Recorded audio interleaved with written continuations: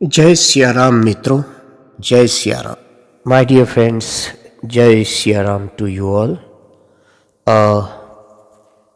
Today again, I'm bringing you a new topic. This is about the national and social responsibility of a expert and a very well educated gentleman. So listen to this. This is all in Hindi, so Sadhgurudev has said this. So I read it out to you. सदगुरुदेव जी ने कहा कि आध्यात्मिक रूप से दक्ष मनुष्य, one who is spiritually well accomplished, that kind of a person अपने सामाजिक राष्ट्रीय उत्तरदायित्व के प्रति अधिक सजग रहता है. He is more aware about his social and national responsibilities. Therefore, आध्यात्मिक होने का अर्थ भी मानवीय दक्षता का विकास ही है. शिक्षित, सुसंस्कारी, कौशल संपन्न युवा, यंग मैन, समाज और राष्ट्र की धरोहर है. He is an asset to the nation and society. आधुनिक सभ्यता में विज्ञान के साथ आध्यात्म का सामंजस्य आवश्यक है. विज्ञान और आध्यात्म के समन्वय से ही जीवन पूर्ण होता है, कंप्लीट होता है. When there is the bonding between science and spirituality, then only the life is complete. वस्तुनिष्ठ विश्लेषण विज्ञान है और आत्मनिष्ठ विश्लेषण आध्यात्म है. पूरब में विज्ञान और आध्यात्म कभी भी एक दूसरे के विरोधाभासी नहीं रहे. पूरब means in east. Spirituality and science have never been at loggerheads. जब आप संसार की किसी वस्तु को जानने की जिज्ञासा में ये प्रश्न करते हैं कि ये क्या है, तो वास्तव में किसी चीज को इस दृष्टिकोण से जानने की उत्सुकता रखना आपको विज्ञान की ओर, साइंस की ओर ले जाता है, अग्रसर करता है. और यदि आप ये प्रश्न करते हैं कि मैं कौन हूं, तो दिस पॉइंट ऑफ व्यू, ये दृष्टिकोण आपको आध्यात्मिकता की ओर अग्रसर करता है. With such a question you proceed towards spirituality. When you ask who am आई,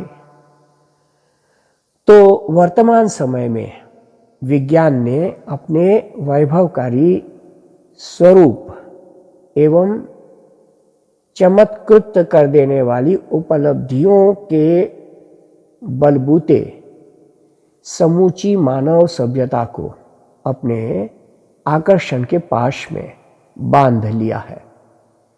परंतु फिर भी ये एक कठिन सच है कि विज्ञान की सीढ़ियों से मनुष्य जीवन को पूर्णता एवं समग्रता तक नहीं ले जाया सकता. On the basis of science, we cannot take our life to a completeness and all-encompassing success.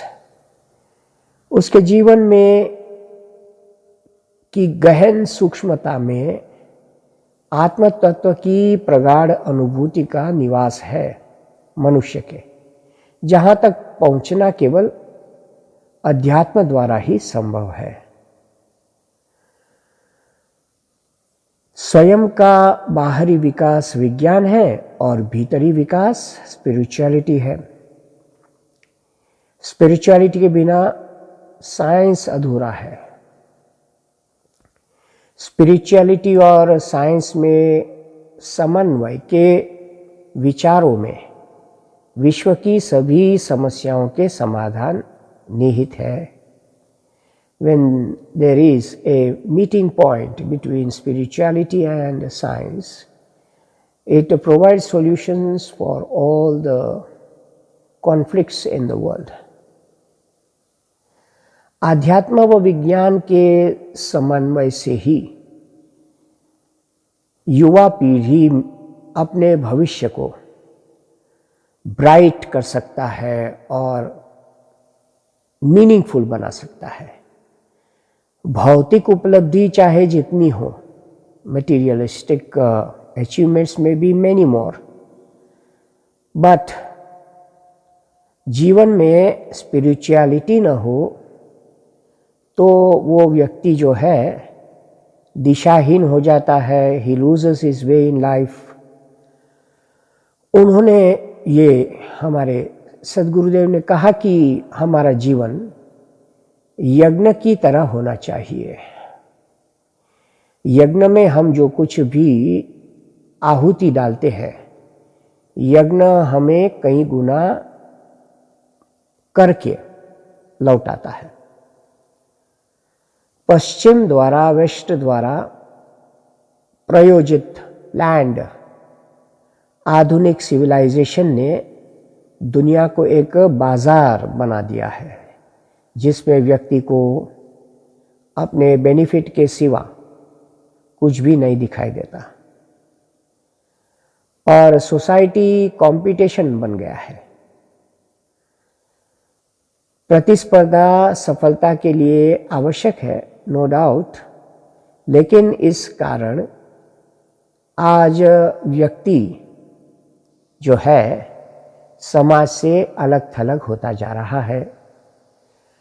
दूसरों से अधिक अर्जित करने की लालसा, the greed to make more than others, इससे क्या होता है कि ईर्ष्या और द्वेष की भावना, जेलसी की भावना बढ़ती जा रही है एंड कंटेम्प्ट बढ़ता जा रहा है। सूचना प्रौद्योगिकी यानी कि द मॉडर्न इंफॉर्मेशन एज में जहां हमें हर जानकारी रही है और modern information age has provided us with lot of information, वहीं इससे व्यक्तिगत संबंध समाप्त होते जा रहे हैं। The relationship between members of society are getting extinguished, जिससे अवसाद और डिप्रेशन लोगों में बढ़ता जा रहा है। हमें साइंस और स्पिरिचुअलिटी के बीच समन्वय बैठाने की आवश्यकता है। विचार करना होगा कि मनुष्य को इतनी सुविधाएं देने वाला साइंस अवसाद, सैडनेस कैसे दे रहा है। आज के युवाओं में स्पिरिचुअल चेतना, अवेयरनेस की आवश्यकता बहुत ही गहरी है। अपने गहरी मतलब कि it is very essential for spiritual awareness in the young people. अपने साहस, शौर्य, दृढ़ता, लगन और श्रमशीलता के बाद भी यदि आज का युवा अब भटकाव से गुजर रहा है, डायरेक्शनलेस है, तो उसका एक ही कारण है, उसमें स्पिरिचुअलिटी की चेतना का अभाव है। आध्यात्मिक जीवन दृष्टि न होने के कारण युवाओं की जीवन के बारे में सोच काफ़ी बौनी है, नैरो है और उथली हो गई है, has become inverse. what their way of thinking and looking at the reality of modern times. उन्हें नज़दीकी सुख और स्वार्थ तो नज़र आते हैं, immediate happiness and their स्वार्थ they can see, but त्याग, ओके, त्याग, तप एवं सेवा में सुख और स्वार्थ गंवाने के दुर्गामी सत्परिणाम वे नहीं निहार पाते। To sacrifice the present comforts and to achieve the long term happiness they cannot see, therefore they are narrow minded.